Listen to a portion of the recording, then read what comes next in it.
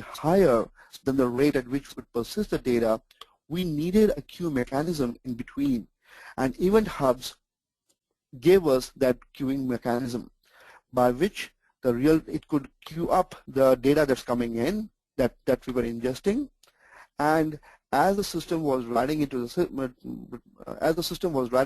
HDFS, it could queue them up.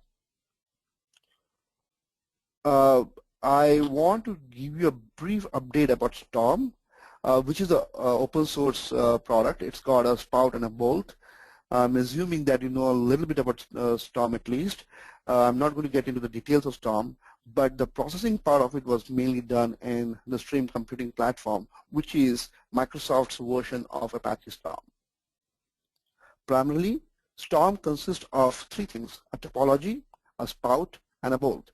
The topology defines as to how the whole system is going to work, what's going to come in, and what's going to be processed, and how it is going to be saved. The spout is the one that does most of the reading part.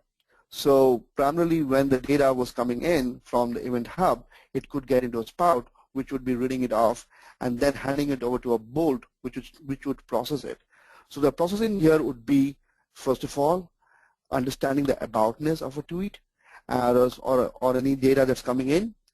And then once we know the tweet is about crime, categorizing that. This component of categorizing was the most important component because crimes in various data sources were defined in different categories. US Census data had crime defined as a different categories. For example, they didn't talk about other crime categories that we normally found on the Twitter data. So there had to be a commonality between the various crime